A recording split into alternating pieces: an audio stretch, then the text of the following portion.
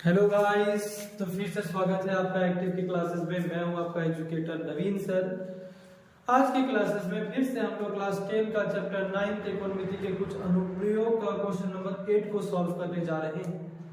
अगर आप इससे पहले क्वेश्चन नंबर 7 तक के वीडियोस को ना देखे हैं तो आप मेक श्योर मेरे चैनल पे जाएं, वीडियोस को देखें। अच्छा लगे तो लाइक, दोस्तों के साथ वीडियो शेयर एंड चैनल को सब्सक्राइब करना ना भूलें। चलिए, आपका ज्यादा समय ना लेते हुए हम लोग क्वेश्चंस पे आते हैं। हम लोग शुरू से जानते हैं कि अगर क्वेश्चन हम लोग समझ गए तो आंसर बनाने में ज्यादा टाइम हम लोग नहीं लगाते, सीधा सीधा हम लोग आंसर निकालते हैं समझते समझाते हुए, है ना। क्वेश्चन क्या है, देखिए स्क्रीन पे आपको क्वेश्चन दिखाई दे रहा होगा। क्वेश्चन इस प्रकार है कि एक पेडेस्टल के शिखर पर एक 1.6 मीटर मूर्ति लगा हुआ है। एक पेडेस्टल के शिखर पे 1.6 मीटर का एक मूर्ति लगा हुआ है। भूमि के एक बिंदु से जो मूर्ति के शिखर का उन्नयन कोण है वो 60 डिग्री है। मूर्ति का 60 डिग्री और पेडेस्टल के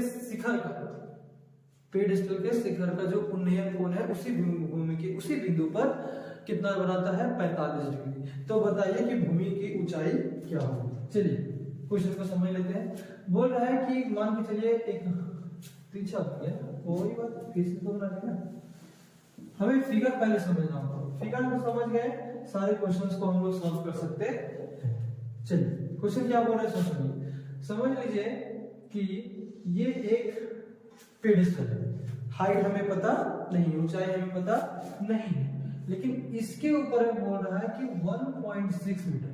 चलिए यहां से 1.6 मीटर यहां से यहां एक ऊंचा मूर्ति है, पेडेस्टल। हम लोग आम भाषा में पेडेस्टल को चबूतरा भी कह सकते हैं, जिस पर मूर्ति को बैठाया जाता है ना। पेडेस्टल पे एक मूर्ति बनाई गई है ना। अब बोल रहा है कि भूमि के पर्टिकुलर एक बिंदु पर, कौन सा होगा नहीं पता, लेकिन बोल रहा है भूमि के एक बिंदु से मूर्ति के शिखर का जो उन्नयन कोण है वो, और फिर उसी पेडेस्टल के शिखर के उसी बिंदु से जो यहां पर है, इसका जो कोण है क्रमशः 45 और 60 डिग्री बनता है। यानी कि अगर मूर्ति के शिखर का बात करेंगे तो बनाता है 60 और पेडेस्टल के शिखर का बात करेंगे तो बनाता है 45। अब हमें जानते हैं ये क्या बन जाएगा, इसका भूमि है ना। पहला बनाएगा 45, दूसरा बनाएगा 60, डजंट मैटर, हम लोग भी ले सकते हैं, है ना, आगे पीछे भी ले सकते हैं। अब हम लोग बात करते हैं नेमिंग का। इसको मानते हैं ए, बी, सी और डी। फिर से समझिए, बोल रहा है कि एक पेडेस्टल के शिखर पर, देखिए मान के चलिए एक शिखर है ना, पेडेस्टल का शिखर, इसके ऊपर 1.6 मीटर का क्या बना हुआ है, मूर्ति लगा हुआ है। अब बोल रहा है कि मूर्ति के शिखर से भूमि के किसी एक बिंदु पर जो उन्नयन कोण है वो बनाता है 60 डिग्री और पेडेस्टल के शिखर से उसी बिंदु पर बनाता है 45 डिग्री। तो बताइए कि भवन की ऊंचाई क्या होगी। चलिए हम लोग इतना देख लिए, बहुत ज्यादा देख लिए। क्वेश्चन को सॉल्व करते हैं ज्यादा ना टाइम लेते हुए। क्वेश्चन के अनुसार क्या लिखेंगे हम लोग, सबसे पहले दिया है और जो शुरू से लिखते आ रहे हैं। अब दिया क्या है, तो मूर्ति की ऊंचाई, मूर्ति की ऊंचाई देखिए यहां से लेकर यहां तक मूर्ति की ऊंचाई कितनी है, तो 1.6 मीटर तथा बनाया गया कोण हम लोग थीटा मानते हैं। कितना कोण बना रहा है, 45 यानी 45 डिग्री एवं 60 यानी कि 60 डिग्री। ये हमारा हो गया क्वेश्चन का इंट्रोडक्शन के तौर पे, इतना हम लोग को बनाना है। क्वेश्चन पे आते हैं, हम लोग लेके चलते हैं। देखिए हम लोग को निकालना हाइट, लेकिन हम लोग को चाहिए इसका बेस भी, है ना। तो पहले ये पता करना होगा कि भवन के बोले तो पेडेस्टल के पाद बिंदु से उस भूमि के बिंदु का जो दूरी है वो कितना है। तो देखिए इसको निकालने के लिए हम लोग सहायता लेते हैं इस छोटी सी त्रिभुज को। तो छोटी सी त्रिभुज कौन है? बी सी डी से, बी सी डी से हमारा ये निकालना है, ये भी निकालना है। तो हमें दोनों नहीं पता, कोई दिक्कत नहीं है, फिर भी बात तो हो रहा है उसी का ना। tan डिग्री बना रहा है 45 डिग्री, हम लोग जानते हैं। अब इसमें क्या है? BC बार CD, हम लोग बाद में पढ़ते आ रहे हैं। ये लंब, ये आधार, P बार B। tan 45 डिग्री का वैल्यू होता है 1। BC बराबर नहीं जानते हैं, CD बराबर नहीं जानते हैं, कोई दिक्कत नहीं है। अब इसके नीचे कुछ नहीं है तो मानते हैं 1। क्रॉस मल्टीप्लाई करेंगे तो BC को जब 1 से मल्टीप्लाई करेंगे तो BC ही बनाएगा, और CD को जब 1 से मल्टीप्लाई करेंगे तो CD ही बनाएगा। ये हमारा पहला निकला कहां से? यहां से लेकर यहां तक की दूरी, यानी कि BC बराबर CD, दोनों बात में ना बराबर है, कोई दिक्कत नहीं है। अब हम लोग बात करेंगे दूसरे त्रिभुज का। त्रिभुज कौन सा? ऊपर से लेकर नीचे, जो 60 डिग्री का बनता है। तथा अब जैसा क्या? त्रिभुज ACDC, ACD से ये बात उसमें फिर से हो रहा है। बात किस में होगा? AC में और CD में, यानी कि फिर से लंब और फिर से आधार। तो फिर से फॉर्मूला आएगा tan, अगर बना रहा है 60 डिग्री, क्या है? AC by CD। लेकिन एक कंडीशन है, ध्यान रखिएगा, यहाँ AC अकेले नहीं है, AC दो पार्ट में है, जिसमें एक पार्ट में है मूर्ति और एक दूसरे पार्ट में क्या है? पेडिस्टल। लेकिन मूर्ति का हाइट हमें पता है, पेडिस्टल का हाइट हमें पता नहीं है। तो हम लोग क्या करेंगे?